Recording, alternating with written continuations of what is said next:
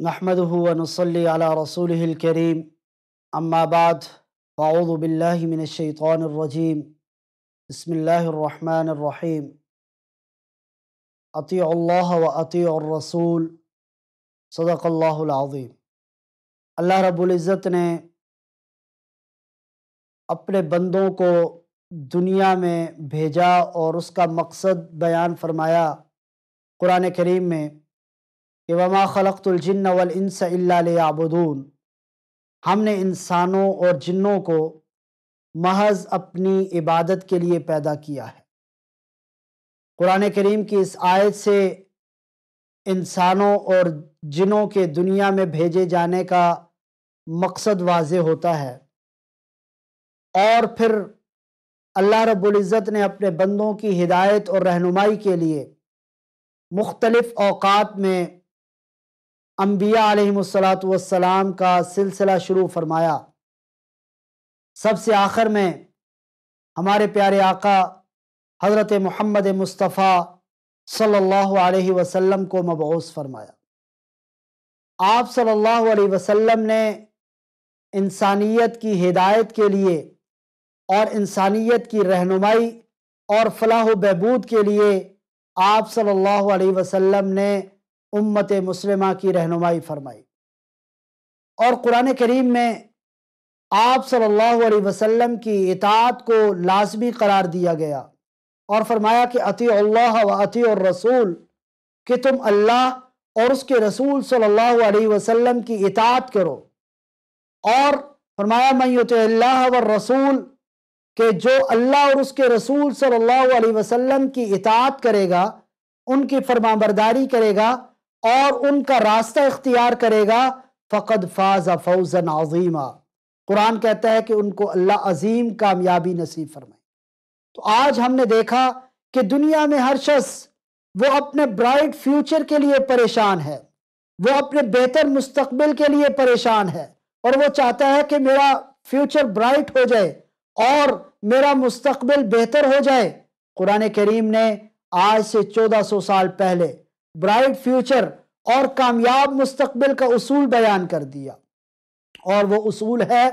اللہ اور اس کے رسول صلی اللہ علیہ وسلم کی اطاعت، کہ اگر تم اللہ اور اس کے رسول کی اطاعت کرو گے فقد فاز فوزا عظیما، اللہ بڑی کامیابی تمہیں عطا فرمائیں گے، اور جس کامیابی کو اللہ کی ذات بڑی کہہ رہے ہوں آپ خود اندازہ لگائیے کہ وہ کتنی بڑی کامیابی ہو۔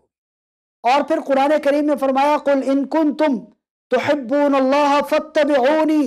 یحببکم اللہ، اگر تم اللہ سے محبت کرنا چاہتے ہو، اللہ تک پہنچنا چاہتے ہو، اللہ کا قرب حاصل کرنا چاہتے ہو، تو اس کے لیے بھی تمہیں جناب نبی کریم صلی اللہ علیہ وسلم کی اتباع کا راستہ اختیار کرنا پڑے گا۔ گویا اللہ کے رسول صلی اللہ علیہ وسلم کی اطاعت، اللہ کے رسول صلی اللہ علیہ وسلم کی اتباع، آپ صلی اللہ علیہ وسلم کی فرمانبرداری، یہ وہ بنیادی نقطہ ہے جو ایک مسلمان کو بلندی اور عروج تک لے جاتا ہے۔ اللہ نے اپنی محبت کو بھی جناب نبی کریم صلی اللہ علیہ وسلم کی اتباع اور فرمانبرداری کے ساتھ مشروط کر دی، اور کہا کہ اگر تم اللہ سے محبت کرنا چاہتے ہو فاتبعونی، تو تمہیں نبی کریم صلی اللہ علیہ وسلم کی اتباع اور فرمانبرداری کا راستہ اختیار کرنا ہوگا۔ آج ہمارے لیے جو ہمارا معاشرہ اور ہماری قوم کامیابی کی متلاشی ہے، وہ اپنے مستقبل کو برائٹ دیکھنا چاہتی ہے، اپنی فیوچر کو کامیاب بنانا چاہتی ہے، بدقسمتی سے ہماری نگاہیں بڑی محدود ہیں۔ ہم اپنے موجودہ مستقبل قریب کے لیے تو فکر مند ہیں، لیکن جو مستقبل بعید ہے، جو ایسا فیوچر ہے کہ جو کبھی ختم نہیں ہوگا، یعنی آخرت کا فیوچر، کیا اس کے لیے بھی کوئی فکر مندی کا اظہار کیا جا رہا ہے؟ کیا اس کے لیے بھی ہم نے کوئی تیاری کی؟ کیا اس کے لیے بھی ہم نے کوئی پلاننگ کی؟ یا اس فیوچر کو برائٹ بنانے کے لیے ہم نے عملی طور پر کوئی اقدامات کیے؟ یہ وہ لمحہ فکریہ ہے، اور یہ وہ پوائنٹ ہے کہ جس پر آج بحیثیت قوم اور بحیثیت امت ہم سب کو سوچنے کی ضرورت ہے۔ اللہ کے رسول صلی اللہ علیہ وسلم کی محبت، اللہ کے رسول صلی اللہ علیہ وسلم کی اطاعت کا جذبہ اور اللہ کے رسول صلی اللہ علیہ وسلم کی فرمانبرداری کا جذبہ، یہ وہ اثاثہ تھا کہ جو حضرات صحابہ کرام رضوان اللہ تعالی علیہ مجمعین نے اپنا حرز جاں بنایا اور اپنی زندگیوں میں اس پر عمل کر کے دکھایا۔ اللہ کے رسول صلی اللہ علیہ وسلم کے ایک صحابی، ان کے گنگریالے بال، لیکن نبی کریم صلی اللہ علیہ وسلم کی اطاعت کا جذبہ اتنا کہ کوشش کی کہ آپ صلی اللہ علیہ وسلم سر کے درمیان سے مانگ نکالتے ہیں تو میں بھی آپ کی یہ سنت زندہ کر لوں۔ بڑی کوشش کی، گنگریالے بال ہیں، درمیان سے مانگ نہیں نکل رہی، آخر اپنے نبی صلی اللہ علیہ وسلم کی اتباع کی خاطر آپ کی ایک سنت زندہ کرنے کے لیے کیا کرتے ہیں کہ لوہے کی ایک سلاخ لی، اسے آگ میں رکھا، جب وہ سرخ ہو گئی، گرم ہو گئی، اسے اپنے سر میں رکھا اور اس کی وجہ سے ان کے بال بھی جل گئے، کھال بھی جل گئی، لیکن خوشی سے جھومنے لگے کہ آج میں نے اپنے آقا صلی اللہ علیہ وسلم کی ایک سنت تو زندہ کر لی۔ یہ وہ اطاعت کا جذبہ ہے، یہ وہ فرمان برداری کا جذبہ ہے جو حضرات صحابہ کرام میں موجود تھا۔ آپ صلی اللہ علیہ وسلم منبر مبارک پہ خطبہ دے رہے ہیں، دوران خطبہ آپ کی زبان مبارک سے نکلتا ہے میرے صحابہ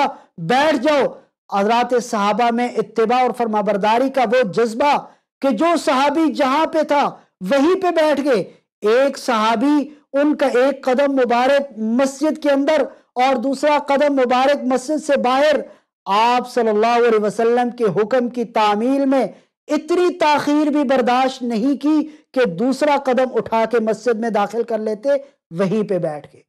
یہ وہ اطاعت کا جذبہ ہے۔ ایک صحابی اپنے بکریوں کے ریوڑ کے درمیان ہیں، آقا صلی اللہ علیہ وسلم کی بات کان میں پڑتی ہے کہ میرے صحابہ بیٹھ جاؤ، اسی ریوڑ کے درمیان بیٹھ جاتے ہیں۔ تو یہ اطاعت کا جب جذبہ ہوگا، یہ فرمانبرداری کا اور اتباع کا ایسا مظہر جب ہوگا تو پھر رضی اللہ عنہم ورضوا عنہ کے خطاب بھی آئیں گے اور اللہ کامیابی کی سند عطا فرمائیں گے۔ آج امت مسلمہ کو حضرات صحابہ کرام کا یہ جذبہ اپنانے کی ضرورت ہے۔ آپ صلی اللہ علیہ وسلم کی مکمل اتباع، اطاعت اور فرمانبرداری کرنے کی ضرورت ہے۔ اللہ سے دعا ہے کہ وہ ہمیں آپ صلی اللہ علیہ وسلم کی سچی محبت نصیب فرمائے، آپ صلی اللہ علیہ وسلم کی مکمل اطاعت، اتباع اور فرمانبرداری کرنے کی توفیق نصیب فرمائے۔ وآخر دعوانا ان الحمد للہ رب العالمین۔